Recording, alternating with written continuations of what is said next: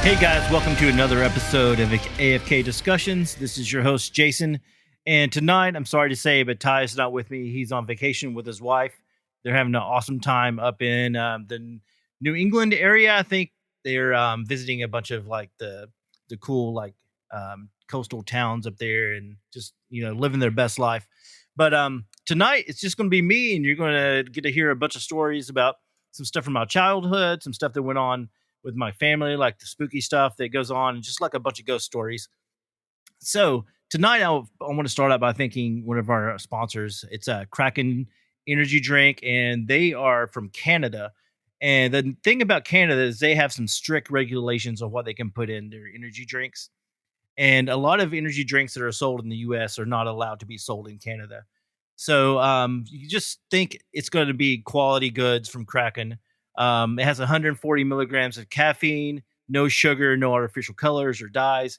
Also, one thing that I think is awesome from Kraken is they put some CoQ10 in there. And me, I'm getting older. I'm in my 40s, so CoQ10 is great. It's a great antioxidant to help your heart and keep your heart healthy. So it's all around good company. So if you go to drinkkraken.com and then you can put in the code AFK discussions and you will get, I think it's 10% off your order, but highly recommend checking them out. But you better act soon because their flavors are selling out like crazy. I had a hard time getting some because they were sold out. So just go there and try to get you some because it's worth it. I have ADD also. And this really helps me focus, and I always drink some before I go into a game or before I start the podcast. And it just helps me kind of focus and, just really get in on some late night of gaming and just, rocking through some podcasting. So guys, also, while I'm talking about our sponsors, I would also like to talk about Reaper Apparel. They've been with us since the beginning, and they're a great company. That their whole mentality behind the brand is, live each day like it's your last, live your life to the fullest. So they're great. Also, you can go there and get 10% off if you use code AFK discussions. Just go to reaperapparel.com and just go and check them out. Also, I got to get a shout out to the UT Volunteers. Actually, I just watched the UT Alabama game, and man, the Vols this season. Oh man, we've needed this for a long time.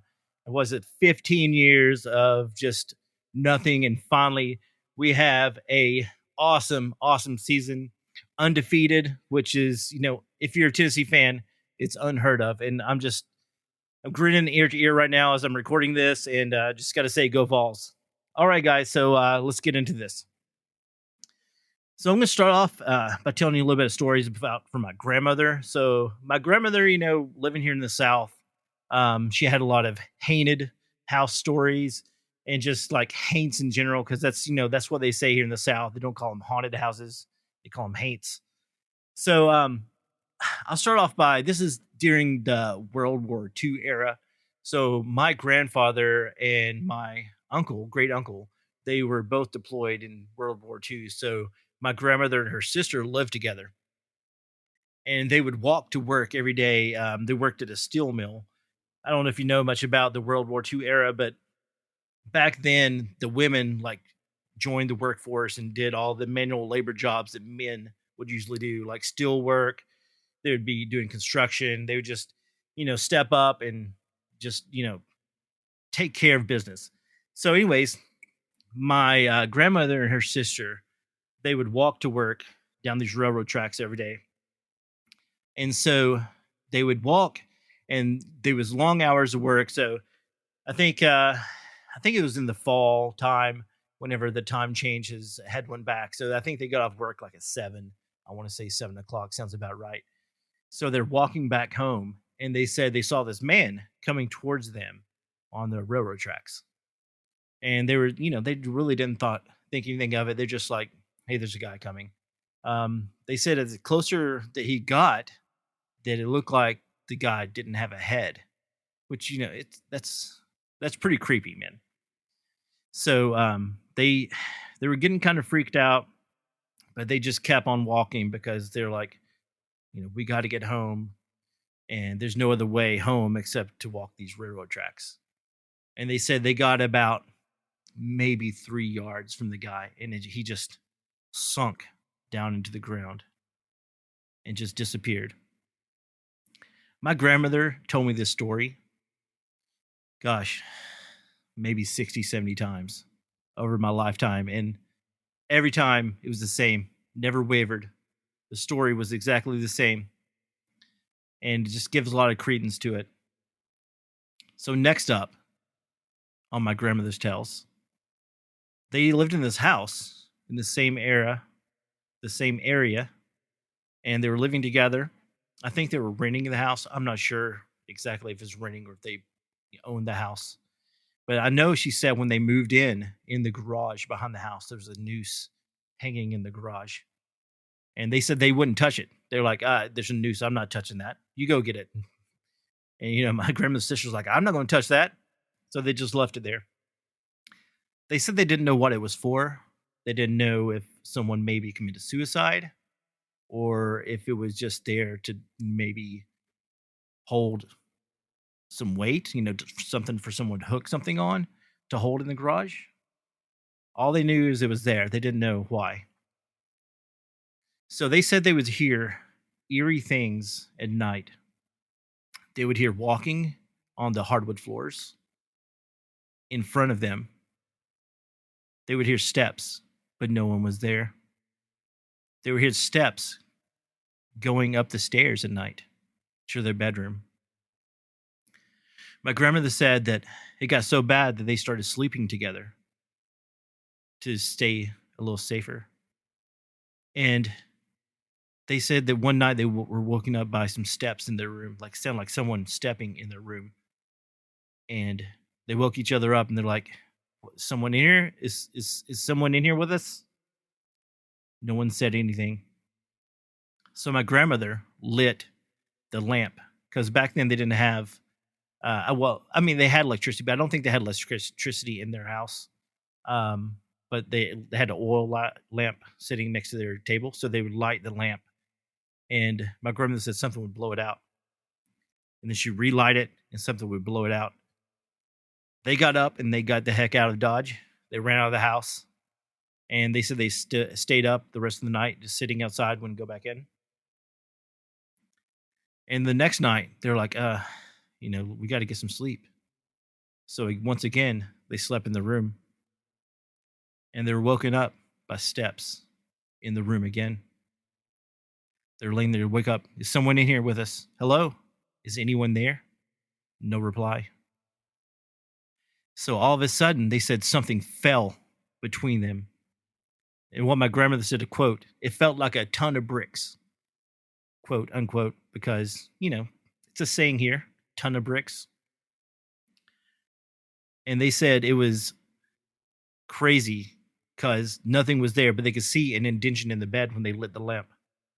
So needless to say, they were freaked out and they did leave the house once again and they refused to go back in. And I don't know if they sold the house, but all I know is they didn't go back in the house in the nighttime. I think they went in during the daytime. But that story also was told numerous times to me. Just crazy. Just a little spooky tale from my family. So let's get into it. Let's get into my stories. So I will start off by saying that my life has been filled with somewhat of mysterious things that happen. My mom and grandmother told me that whenever I was a child, I was sitting at the table during breakfast by myself in my high chair. I think I was like 1 year old, maybe not even that, maybe 8, 9 months old. And they were, preparing breakfast in the kitchen. And they said that they heard laughing and talking. And they were the only ones in the house besides me. And that they turned around and that all this chatter and talking was coming from around my general area. And they said no one was there. And it was really freaky to them. But they just chalked it up like, oh, it must be like family members visiting Jason, which is creepy to me, but that's all the story I know about that. They didn't elaborate anymore. That's just all I heard. So this is a little story about when I was in middle school. I had some friends over for a sleepover. There was about 5 of us, and we were sleeping downstairs in our living room because my mom just thought that would be the best place for us because we had a pull-out couch and then we had another couch that people could sleep on. We had a bigger TV in there than I had a small TV in my room. So we were all sleeping down there and, just goofing off. I think we may have watched some scary movies. I'm not really sure what. I mean, the Nightmare on Elm Street series was pretty popular back then. So we all went to sleep. Then I don't know what time it was. I want to say 2, 3 o'clock in the morning.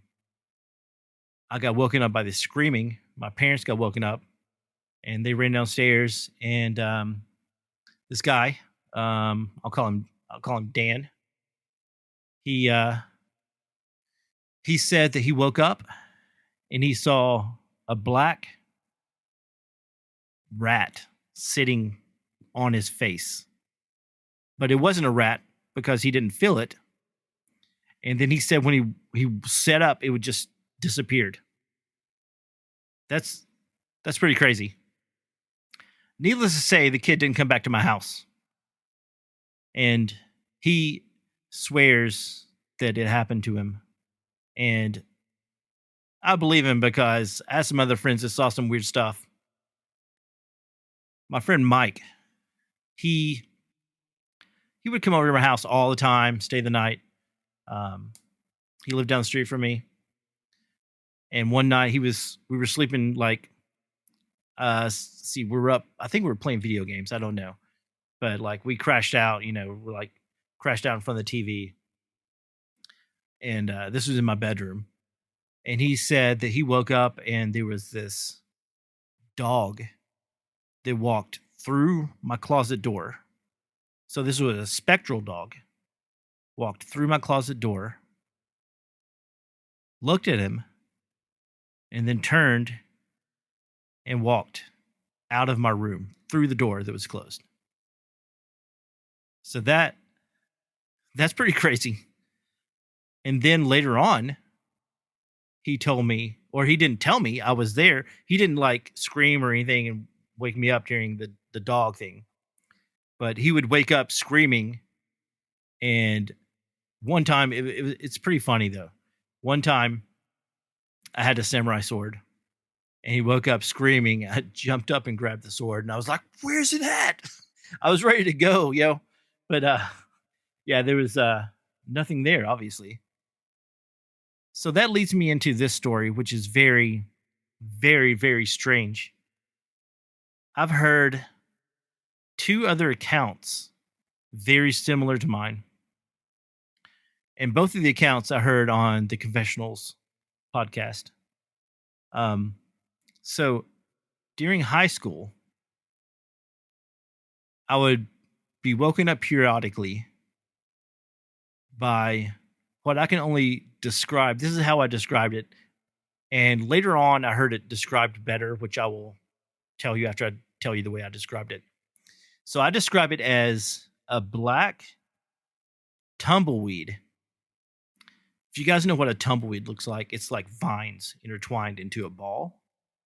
So I woke up with this black intertwined tentacle looking ball above my face. And I woke up and I see it there and it like shook me. I'm like, and I'd reach up and I'd swat it at it. And it would fly up to the corner of my room and disappear. I have no explanation for this. And this happened for years. Almost nightly, I would see this thing.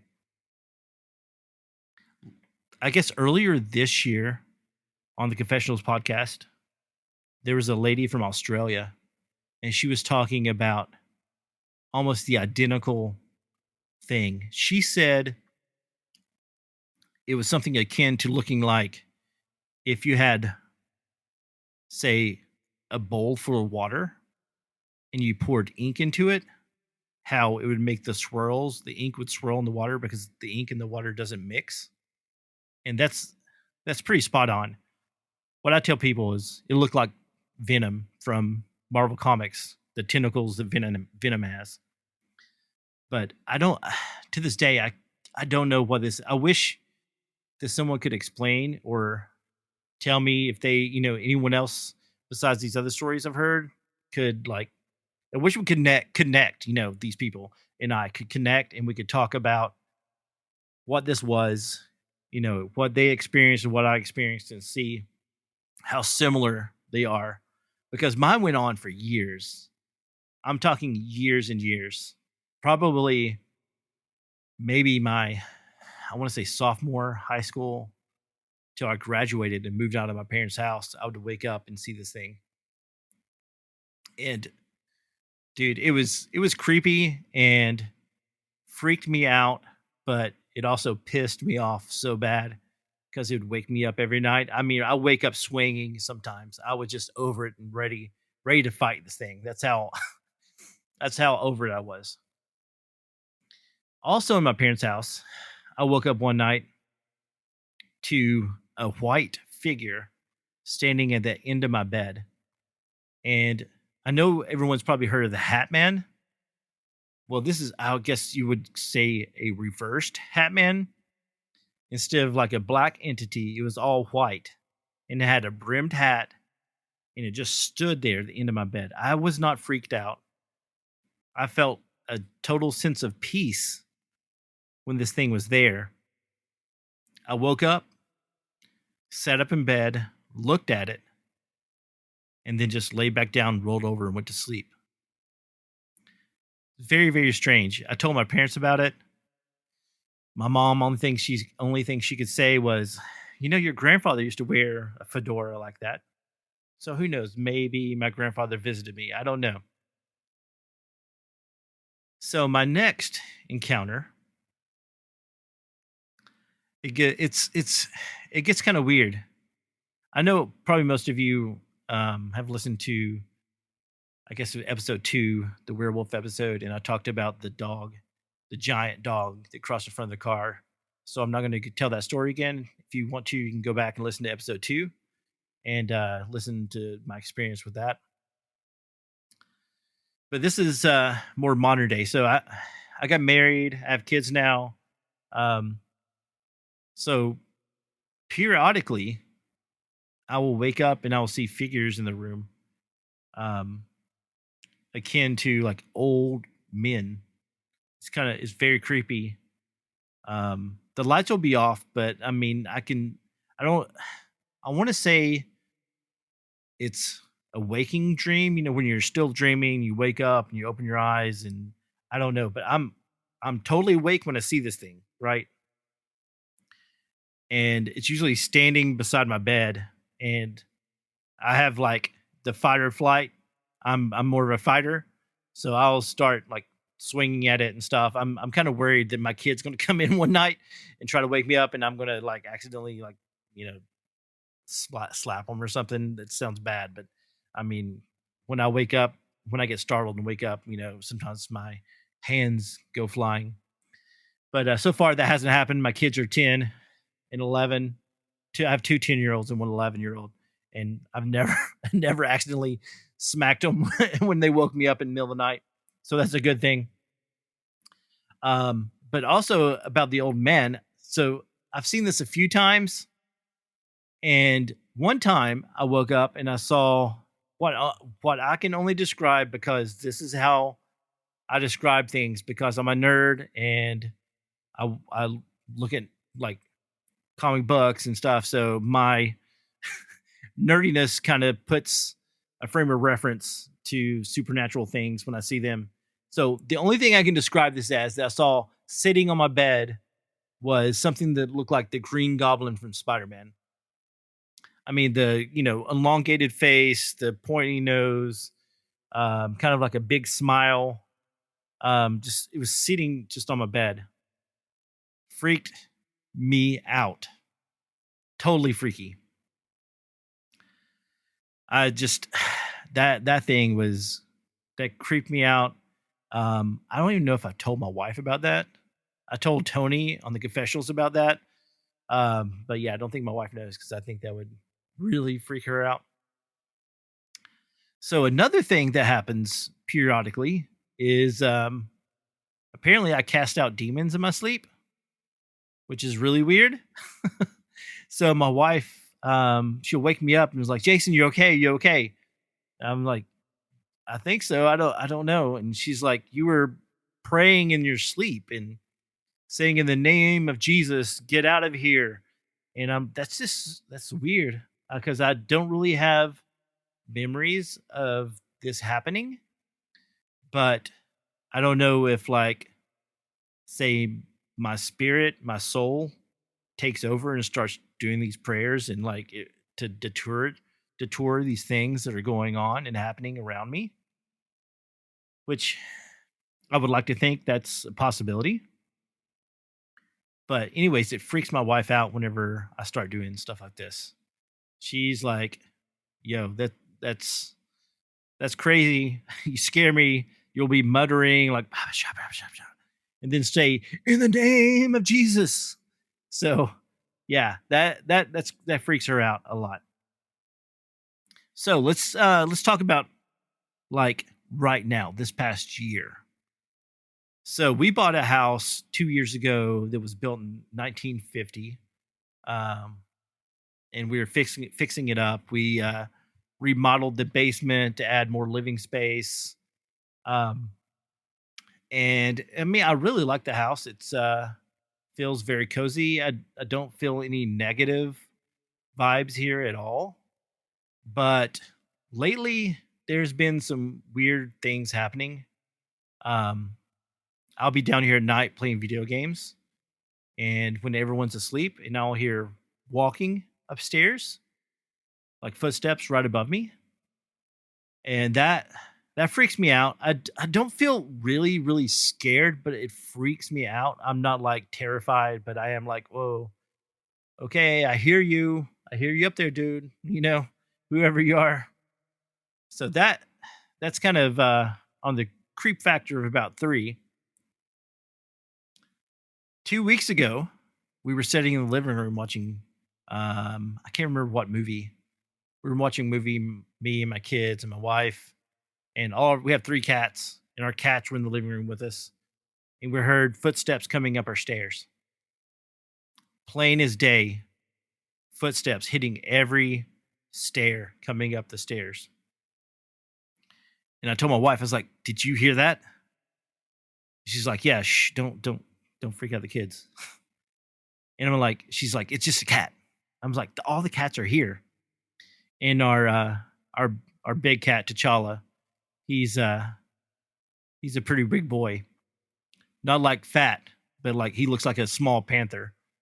And we named him T'Challa because he looks like a Black Panther. But he like started like walking around the house. He went every room in our house. He walked in there looking to see if he could see who was in the house. So even the animals noticed what was going on. And also, I think it was like 2 or 3 days later, we have a pumpkin hanging on our door, like our main entrance is hanging on the inside on the door handle, and it just started rattling, like shaking and hitting the wall. And this was in the middle of the daytime. It's not night or anything. I have no idea what was going on with that. I walked over there, opened the door to see if there was like maybe some air blowing through the door. Nothing. It happened twice. And after that, it never happened again. So that's that is pretty creepy, my friends. Pretty creepy indeed. So I'm going to rewind a little bit here and go back to high school. I'm going to talk about my friend in his house. So my friend, his name's Brad, and we're actually going to be having him on the show pretty soon. He's an author. He's written a few books. He wrote this awesome book called Darling, and it is amazing. It's if you like spooky books, I would highly recommend it. It's won all kinds of awards. It won a Bram Stoker award. It also won, gosh, I don't know if it was an award, but it was in the Fangoria magazine. If any of you guys are into horror stuff, Fangoria did a write up on him, and they called him like the next Stephen King, pretty much. Um, the book is amazing. I've read it like 3 times. It takes place in my hometown, and it's awesome. Uh, so Brad, um, his house is very very creepy. Um, so another thing with, I don't know what it is with me and footsteps, but it seemed to happen around me. So spending the night at his house as a kid, in high school, um, we would hear footsteps. He lived in the basement. He had like a little bedroom down there, and then like a living room with like a TV and stuff. So everyone would just, the kids would just hang out down there. And so I would always hear footsteps walking above me. It was very creepy, and I asked Brad about it. He's like, yeah, that happens a lot. So so it's no big thing to him. But so his grandparents lived there with him. And so they moved to the house. They bought the house next door. And this was right after high school. So they bought the house next door. Brad kind of sort of inherited the house, and it was rent controlled as long as Brad lived there. So he just took over for his grandparents. And a few of our friends moved in the house. There's like, I think, 4 guys living there at the time. Um, so me and my buddy Keith, Keith lived there, and he was like, "Hey, I need to go stop by the house for some reason. I can't remember what it was." So, we run by the house, and no one else is there. We come in, and all the cabinet doors are open in the kitchen, just wide open. And we're like, that's kind of weird. So we go in there, we shut all the cabinet doors. Keith went back to his bedroom and grabbed some. I don't remember why we were there. He went and grabbed something. We were really into kung fu, so we did a lot of like kung fu training and martial arts training. So maybe I would say he was back there getting something to go train with. Um, I'm sitting in the living room on the couch. The living room is adjacent to the kitchen, and all of a sudden, the cabinet doors started opening and slamming. I mean, I like crap my pants.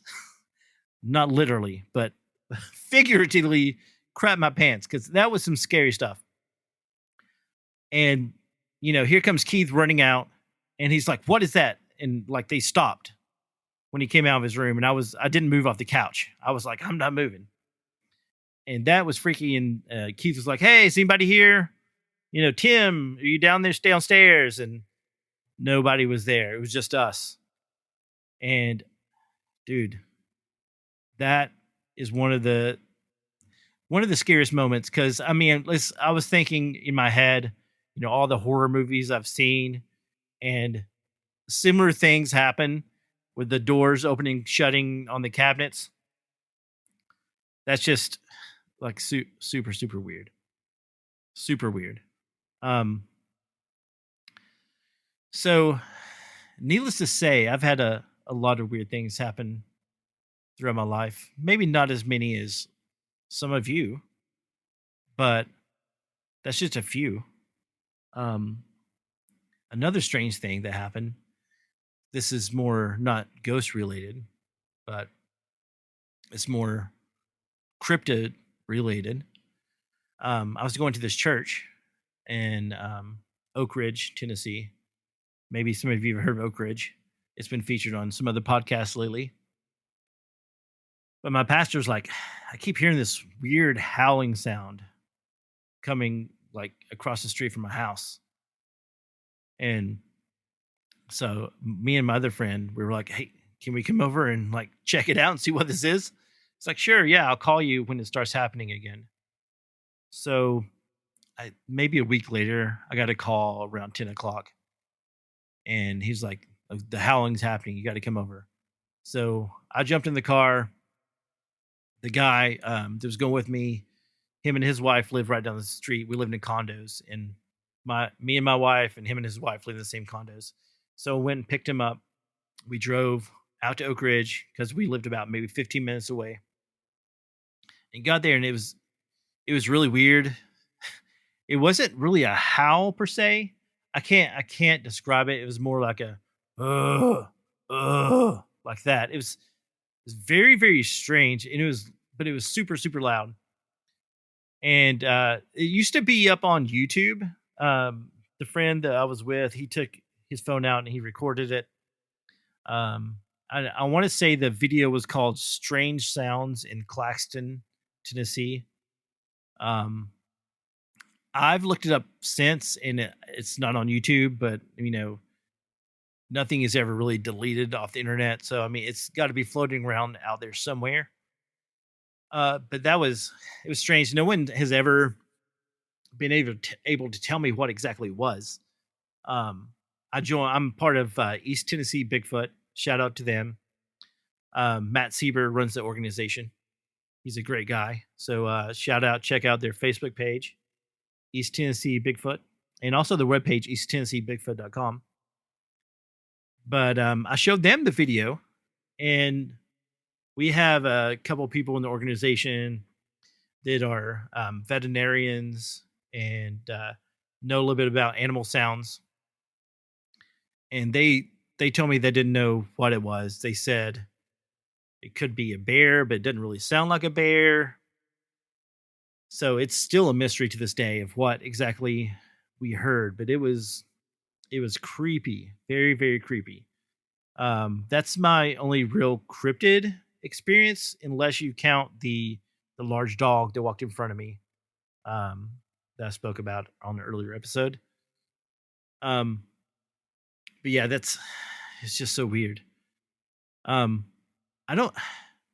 This isn't really a ghost story or a cryptid story or anything. It's just an intense situation, and I'm going to tell you guys about it just because it's crazy, and this is just to give you an idea of like how me and my friends were growing up and just the crazy stuff we got into. If today we would not get away with the stuff today. I mean, we had so much freedom back then. This was like in the 90s. I mean, we pretty much stayed out all night on the weekends. I mean, this is when we were in high school. And it was, nowadays, yeah, that's not going to fly, I don't think, for most people. So we were see gosh, I don't know how many people there were. I think there was maybe 5 of us. And we went to this place. It's called Royal Blue. And it's Royal Blue is like an ATV park where you do off-roading. And we didn't really have any off-road vehicles, but one of my friends, he had I think it was a 1978 Toyota. Um, I'm going to butcher the name of it. It's not a Camry. It was way before the Camry. I want to say Corona or something like that's what it was called. And this thing was indestructible. We used to take it off-roading all the time. It was crazy. It was like this little compact car, but we could go anywhere. So we were out in these woods just driving around, and we saw this house. It was off one of the trails. It was like there was another trail that was actually just recently cut and like had gravel and stuff. So we decided to go down there and look, and it was actually someone was building a house back there. So we thought, hey, why don't we go and check out this house someone's building? So totally trespassing, right? So we pull up there. We all get out. We go traipsing through this house. I mean, it was a pretty huge house, and all of a sudden, we hear screaming, and one of our friends falls down from the second floor to the first floor because it's under construction. So he was running and he fell because there's no flooring there, and he's like, "There's a guy upstairs," and we're like, "What?" He's like, "Yeah, there's a guy upstairs in a tent." So 2 of my other friends like, "Okay, I'm going to go check this out," because we're teenagers and we're fearless, right? So the 2 of the guys go upstairs, and this guy pulls out a gun and starts shooting. And we freak out. We scatter to the like 4 winds, people running everywhere. And we met back up and we're like, "Oh my gosh, where's Jack?" We're like, "Jack's dead. They shot Jack." Let me just tell you, Jack's not dead. Just FYI. So we're looking around, we're like freaking out. And so one guy gets back in the car, drives and calls the cops. And we're in the woods hiding. So he comes back with the cops. And we're sitting there, we're like, our friend's dead. He got shot. This guy is up there, crazy guy in there, and he shot our friend. So the cop, gets his flashlight out. He goes in the house, he's walking around. And Jack is fortunately just hiding. And he didn't get shot. He's fine, right? So he goes and finds the guy. And the guy's like, those people are trespassing, blah, blah, blah, like yelling. And we were trespassing, right? But the one thing that we found out is they're growing a whole bunch of marijuana. And we stumbled upon their growing facility.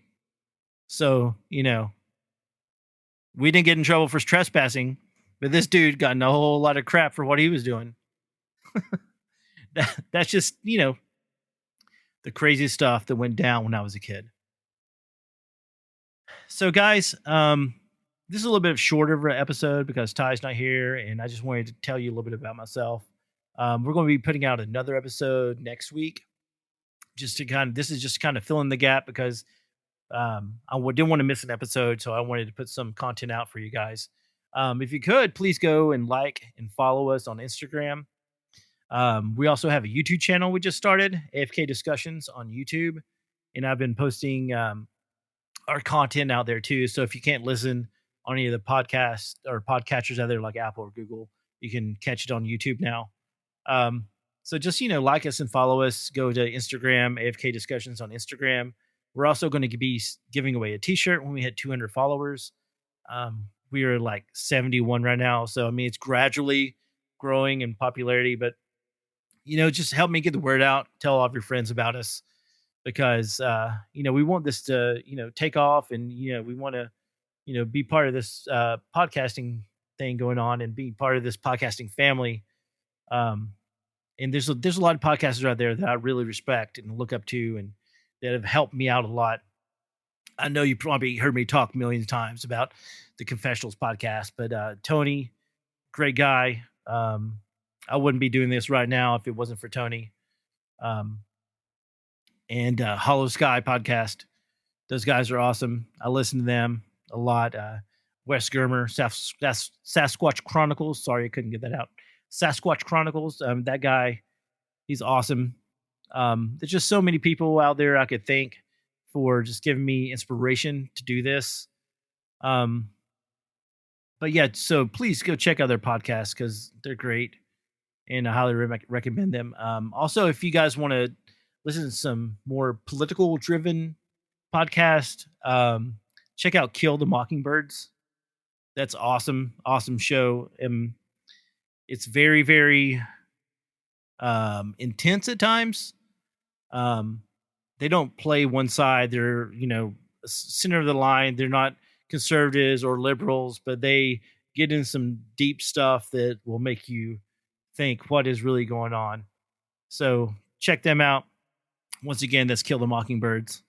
Also, I'd like to get a shout out to probably the OG out there, that OG podcaster that got me into this. That's Jim Harold's Campfire. That guy's incredible. But guys, yeah, thanks for checking us out again. And I guess I'll catch you next week. This is AFK Discussions, and we're out.